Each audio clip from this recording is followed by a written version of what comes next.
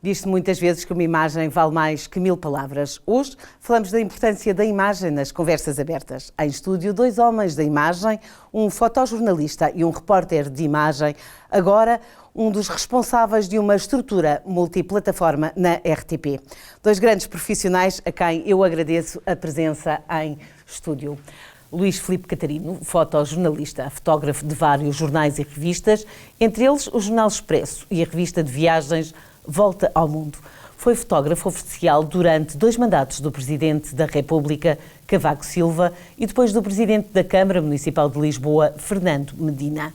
Rui Capitão, antigo repórter de imagem da RTP, é atualmente responsável do Lab, um laboratório criativo e experimental com novas formas de produção de conteúdos pensadas numa lógica multiplataforma que privilegia um público mais jovem.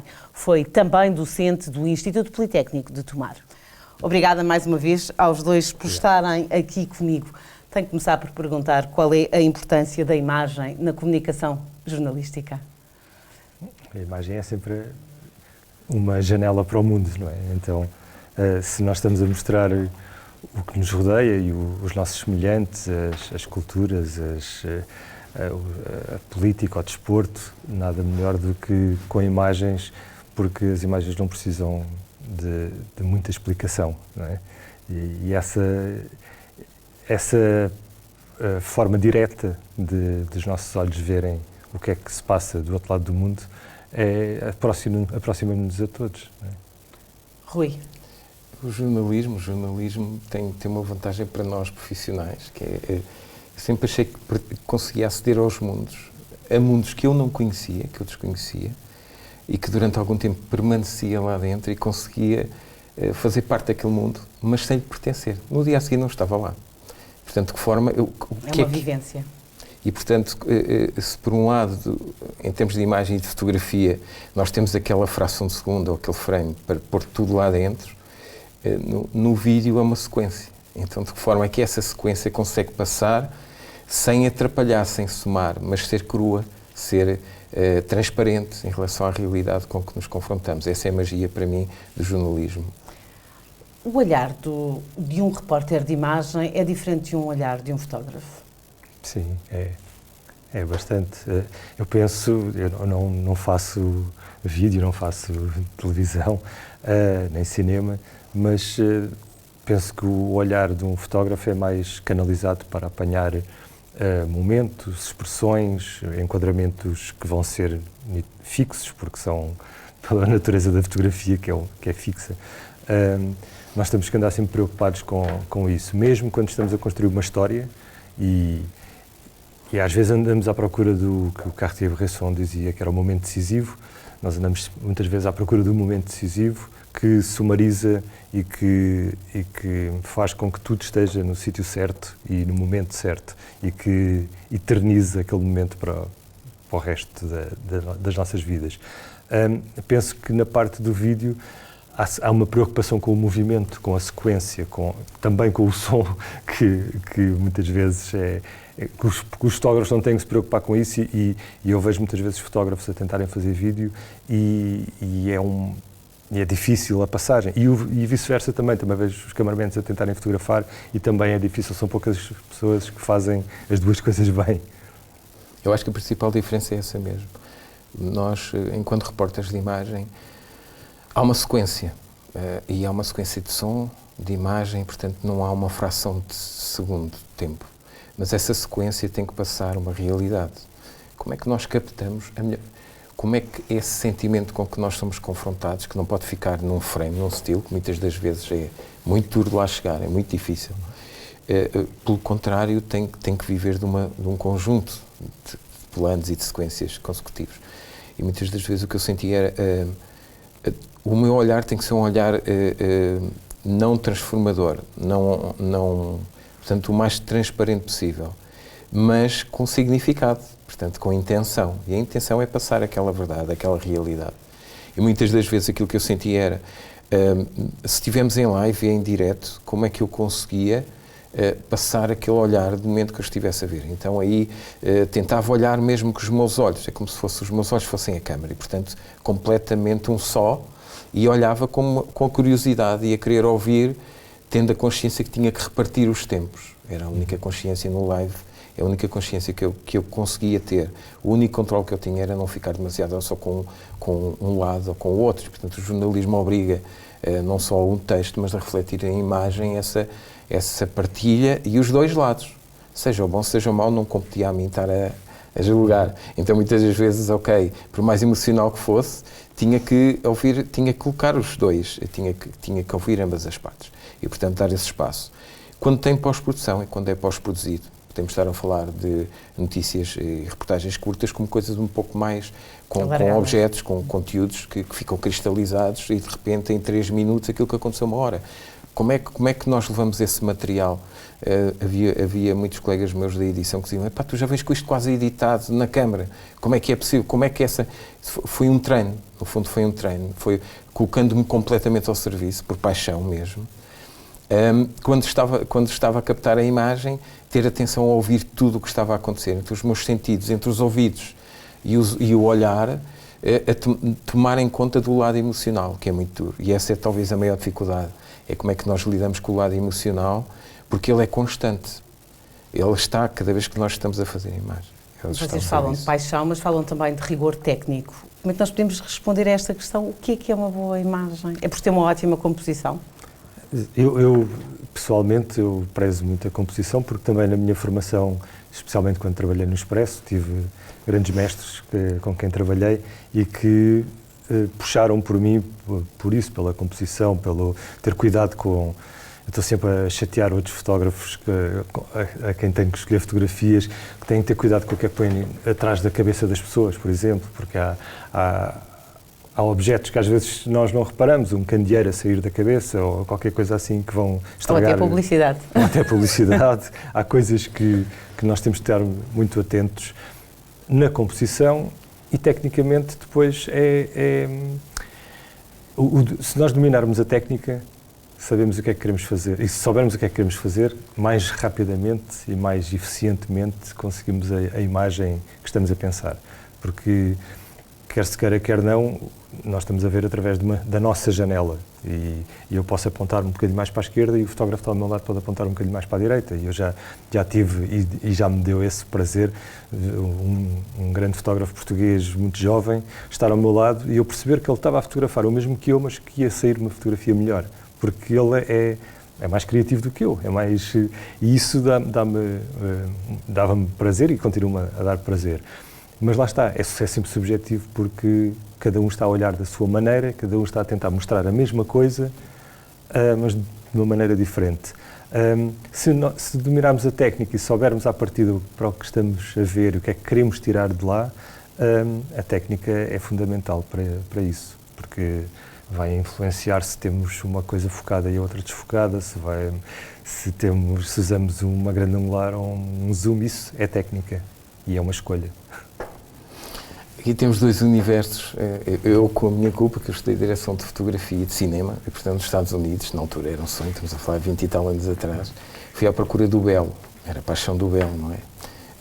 Um bocado filosófico e tal, e depois percebemos, e realmente, pronto, aprendi a construir uma imagem.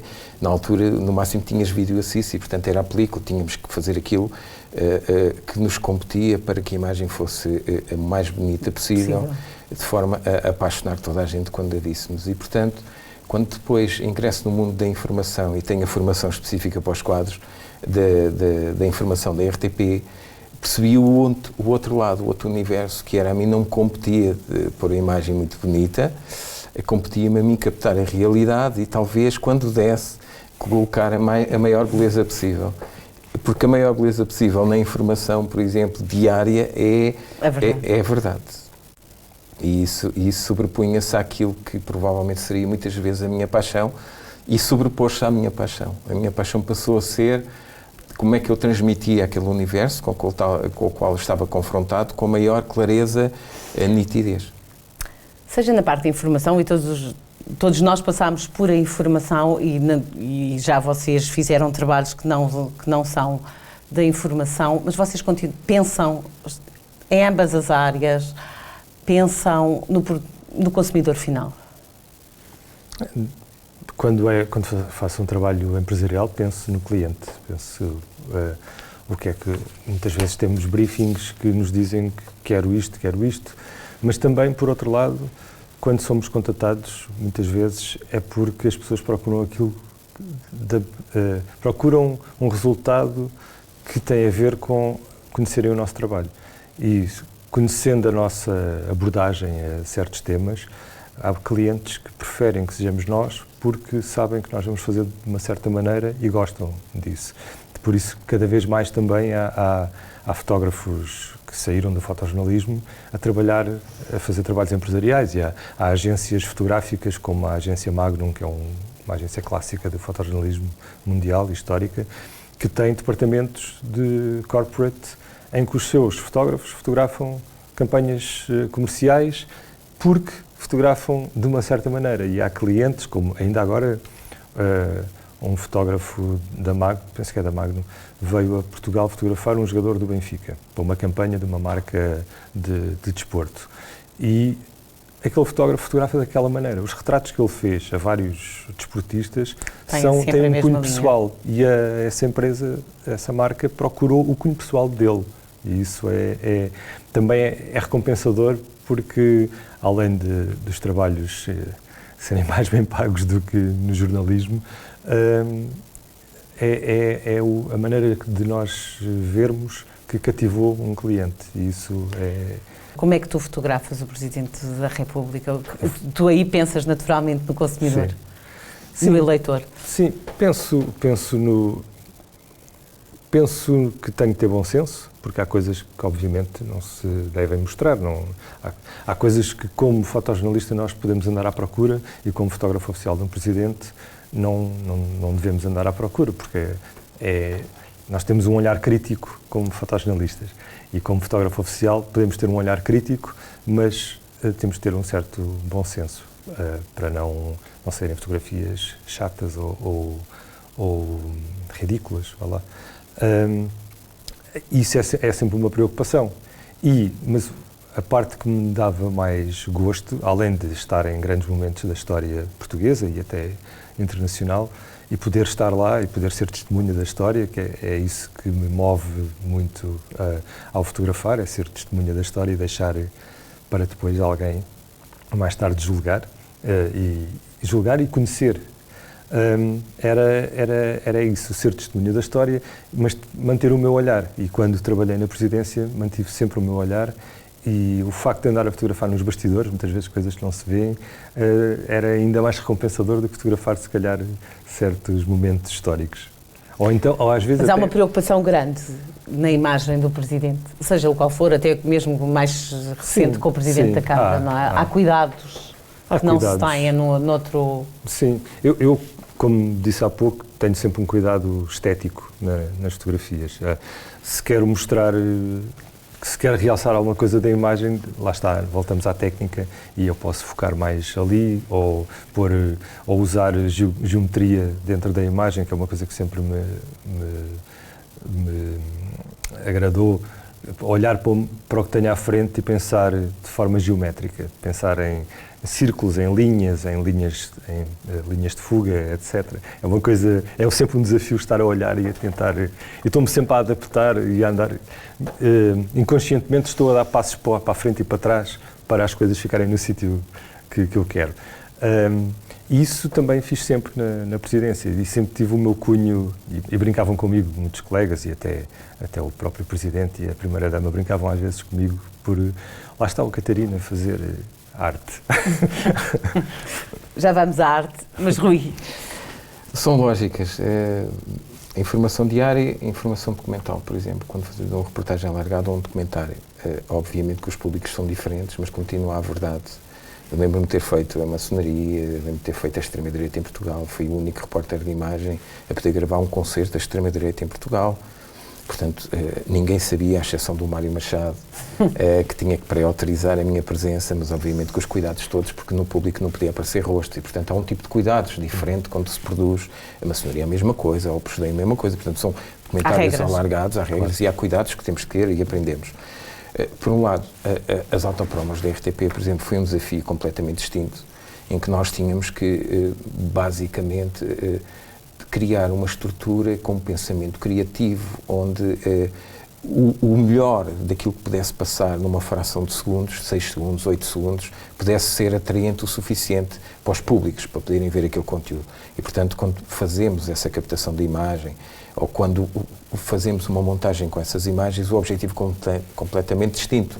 É de ação muito rápida e, muitas das vezes, até é criado de propósito para promover conteúdos ou para promover uma ideia que esteja subjacente, e aí altera-se completamente o paradigma. Portanto, a criação não tem limite, o jornalismo tem um código deontológico e, portanto, nós temos que separar os momentos e separar as lógicas. Na verdade, eu acho que não há imagem perfeita, eu acho que, na verdade, não há exatamente... Se há uns anos atrás nós falávamos públicos e desse cuidado, acho que hoje a velocidade a que se consome o nosso produto, o produto de criação, a velocidade a que a criação é consumida provoca uma rapidez na própria criação e uma mistura nos públicos que estão cada vez mais em lógicas digitais, em espaços, em sítios que só têm tempo se aquilo que nós fizermos tiver muita qualidade e muito pensamento nesses públicos. É o oposto quase, é uma antítese. Tenho que perguntar, neste meio digital em que tu falas, agora as vossas imagens perdem-se? Eu, por acaso, em relação dos mundos digitais, estou num processo completamente convulsivo de investigação e de apropriação dessa realidade, porque acho que não vamos conseguir tê-la. Ela, quando a obtivermos, já está transformada. Mas há uma realidade que é, quando nós construímos essa imagem, ela tem um objetivo. E se durante aquela fração de tempo, por mais curto que seja, esse objetivo for cumprido, eu acho que nós estivemos lá, acho que nós conseguimos. Na verdade, as autorias e a realidade do digital na cocriação, digamos assim, eu tenho uma ideia, mas o produto final é um conjunto de operações digitais que me acaba por criar, muitas das vezes, no limite, temos inteligência artificial a criar imagens. Portanto, onde é que está a nossa criação? Portanto, o universo da criação da imagem em si, nós podemos dizer que temos autoria e que sabemos onde é que está e que sabemos que partiu de nós. Eu acho que com a deslocação para o digital vamos perdendo cada vez mais esse espaço ou esse caminho. Eu prevejo que a muito curto prazo a nossa identidade enquanto artistas ou criadores seja mais supervisão do que criação pura. Porque as ferramentas, elas próprias, têm muita capacidade de criação. E nós, em vez de combatermos isso, se nos associarmos, conseguimos elevar a determinados pontos aquilo que seria inimaginável há uns anos atrás. Mas ela é capaz, por exemplo, porque uma boa imagem tem mais do que esta mensagem, não é? Portanto, ela pensa também na postura, na ética, no conhecimento, na competência. E eu penso que a inteligência artificial não consegue, nesta altura, pelo menos, concorrer. Como o fotógrafo. Eu acho que a inteligência artificial, neste momento, eu falo pela fotografia, não é? Está a pôr-nos, a encostar-nos à parede quanto à ética, porque já começamos a correr o perigo de não saber o que é a verdade, o que é que realmente aconteceu, se aquilo estava lá, se aquela pessoa lá estava, e em termos de fotografia, não sei, podemos ter a ganhar com o facto de sermos autores. Se começar a perder, como tu dizes, a parte autoral mais em favor da supervisão, é uma espécie de fiscalização também do que é continua a ser verdade ou não. Estamos aqui mesmo numa encruzilhada, acho que é o momento em que a fotografia estará numa das maiores encruzilhadas. Humanismo, eu tenho a resposta, ou seja, a perda do controle criativo natural é a perda do humanismo.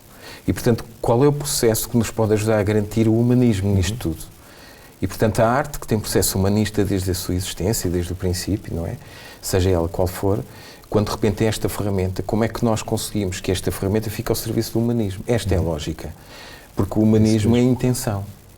E acho que nós, neste momento, enquanto serviço público, RTP, por exemplo, onde eu trabalho, as nossas lógicas é até onde é que vamos levar a inteligência artificial, mas nunca lutar contra ela, porque é uma guerra perdida imediatamente. Portanto, a inteligência está a perceber onde é que podemos estar, onde é que o humanismo pode estar, acima sempre um pouco da inteligência artificial.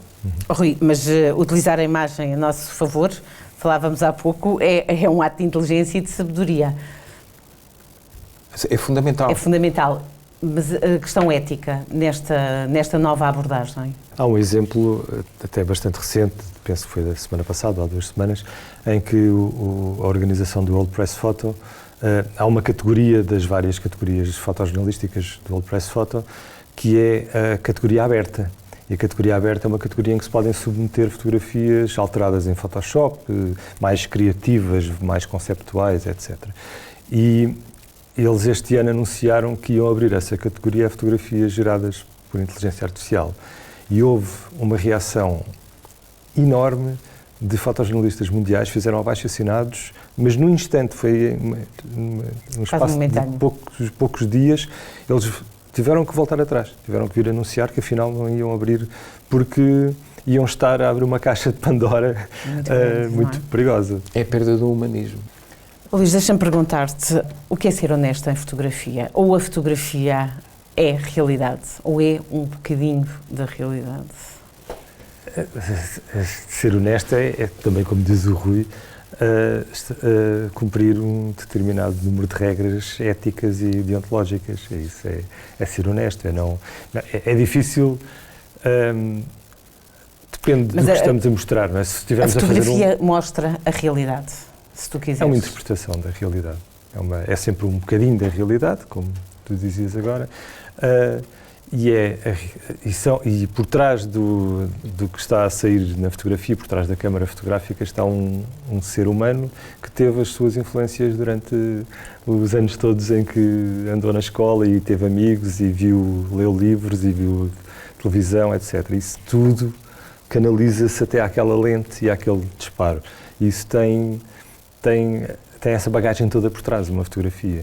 E eu lembro-me logo quando comecei, tinha um livro com uma fotografia muito bonita do Andy Warhol a empurrar um carrinho de supermercado cheio de detergentes, etc. E um fotógrafo que trabalhava comigo olhava para aquilo, fotografia, isto não tem nada. Faltava-lhe talvez a parte dessa vivência. Pronto, podia ter muitas outras, mas essa aí ele não tinha. Mas felizmente tinha colegas que depois explicaram porque é que aquela fotografia... E isso aconteceu-me muitas vezes e continua a acontecer. Nós não sabemos tudo, portanto, temos de estar sempre abertos. Eu lembro perfeitamente, desculpa interromper, dei aulas na área das ciências da comunicação, a comunicação empresarial e a comunicação social. A comunicação empresarial, quando chegava às minhas matérias, falava, por exemplo, do Das Caligari Cabinet, do expressionismo alemão. E eles começavam a criar a partir daí. Se tivesse com o jornalismo, por exemplo, paradigma da mãezinha, que é, por mais criativos que nós sejamos, se fosse a minha mãe ali, como é que eu captava a imagem? Como é que eu contava a história? E, portanto, eu tinha muitas das vezes turmas que queriam e que assistiam umas às outras, às aulas uns dos outros, e percebiam claro e nitidamente onde é que o universo responsável acabava por ajudá-los a chegar lá. Muitas das vezes é isto que falta, ou seja, por mais universo que nós estejamos, e eu, por exemplo, tenho a história toda, paixão da história do cinema, da pintura, etc., essa tal cultura visual que todos nós devemos ter, e depois, quando chega ao momento em que tens que aplicar isso, ok, então vamos aplicar toda esta magia, toda a beleza, o sonho do bonito e do belo, naquilo que é a criação, sem regras, ou pelo menos com uma ética diferenciada ao serviço da cultura, de um cliente, de uma identidade, de uma marca. A imagem pode ou é ainda muitas vezes hoje manipulada, a manipulação, a importância, claro que voltamos a falar de ética, mas vocês têm, a maior parte das pessoas tem consciência da importância da imagem. O que é que a imagem pode fazer? A imagem pode mudar. Há imagens que, ao serem manipuladas, mudam a mentalidade de multidões e de populações inteiras, não é? E isso é muito perigoso. E toda a manipulação, eu acho que não se deve manipular. Como é que eu ia te explicar? Às vezes há uma mínima manipulação quando nós pedimos para alguém virar a cara mais para ali do que para ali. Aí já estamos nós a intervir na imagem. É uma pequena manipulação, mas que se calhar não tem efeitos tão nefastos como muitas outras manipulações. Há tanta manipulação que nós vemos no dia-a-dia a saírem nas redes sociais, a recebermos no WhatsApp, mas aquela fotografia não é verdade, ou aquela imagem não é verdade. Às vezes, até há pouco tempo aconteceu alguém fazer um gozo mesmo com os carros a afundarem numa poça de água quando parecia que era uma... E isso é manipulação, E a confirmação de isto faz parte das bases do jornalismo, confirmar as fontes, não é? Confirmar se aquilo é mesmo verdade, por mais do que uma fonte. Não é? Há manipulação e é... Eu queria falar de uma histórica, desculpa, que não resisto. Iraque, ok? Não sei se lembram, houve uma manipulação histórica global e planetária, que foi quando conseguem pegar nos jornalistas e está a ser derrubada a estátua do Saddam e colocam os jornalistas num perímetro a 25 metros. Um perímetro a 25 metros com 300 pessoas é diferente a 1 quilómetro. Estavam todos circunscritos àquela área. As imagens que saíram é que estava tudo a favor daquela queda, daquela estátua e daquele momento importantíssimo para o planeta da guerra. Um justificativo, um argumentário de justificativo. O que se passa é que anos depois, as poucas imagens que surgem afastadas daquele local mostram que era considerados meia dúzia de iraquianos a favor daquele momento. Que para o planeta foi histórico, em como se tivessem tido uma atitude oposta. Isso é uma manipulação gigante, preparada a um nível... Claro. Como é que vocês acham que em Portugal se trata a imagem? Tu próprio, Luís, criaste uma plataforma onde divulgas trabalho de fotojornalistas. Sim, nós começámos há 21 anos, acho eu, se não me falha bem a memória. Fundámos uma agência de fotógrafos chamada 4C. Começámos a representar fotógrafos portugueses e depois, mais tarde, também fotógrafos estrangeiros internacionalmente. Fizemos o nosso papel, mas também a mudança do mercado jornalístico também tem feito com que nos tenhamos dedicado muito mais à parte empresarial do que à parte jornalística. De vez em quando temos pedidos de jornais franceses, ou alemães, ou americanos, para fazer algumas coisas em Portugal, mas e além do mais, a lógica das agências fotográficas foi mudando bastante, até porque os fotógrafos freelancers têm muito mais acesso a promoverem-se eles próprios. Então há muito mais fotógrafos a trabalharem em freelancing sozinhos que falam diretamente com jornais. Mas nós tratamos bem a imagem? Eu acho que sim. Já temos poucos sítios onde mostrar bem. Há alguns jornais que ainda tratam muito bem a imagem.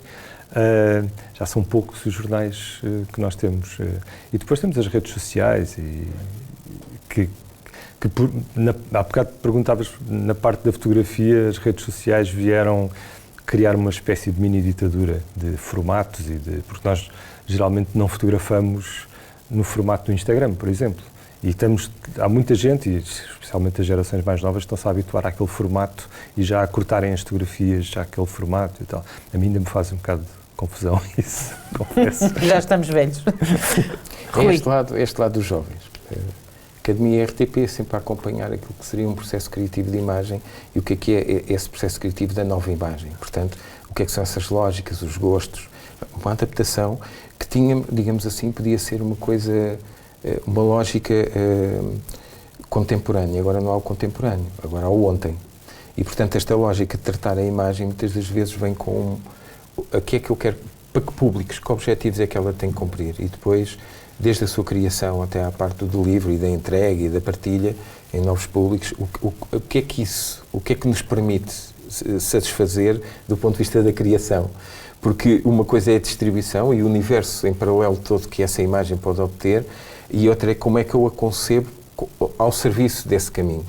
E, portanto, é este tratamento da imagem que parece que ao longo do tempo, digo eu, tem sido mais displicente, porque é um caminho antigo, digamos assim, em que a imagem é criada, é pensada e depois é trabalhada, tem uma autoria e tem que ser respeitada até ao fim, etc, etc, etc. Mas só 5 pessoas a virem, será que é produtivo? Pronto, e portanto, Hoje a nova imagem, se calhar dizer que ela é estimada, é conseguir levá-la a novos públicos, conseguir que ela consiga cumprir a sua missão de comunicação e de passar o sentimento, e se calhar haver em paralelo algumas coisas que ficam nas galerias ou em outro tipo de formatos, cumprindo outro tipo de missões. Eu acho que temos é que estar, eu sou um bocadinho este defeito de estar a olhar muito para a frente, mas que normalmente permite que estas lógicas também sejam mais aceites, digamos assim, por criadores, por nós que as criamos e que temos outras lógicas e somos de outra geração. Pois. Muito obrigada, foi um prazer e um privilégio não só ter-vos aqui, como ter trabalhado com os dois enquanto jornalista. Começámos por dizer que a imagem vale mais do que 1000 palavras. É por isso grande a responsabilidade que recai em quem as produz e divulga. O rigor e a ética são valores que têm que ser acautelados. Nós voltamos dentro de 15 dias. Até lá, fique bem.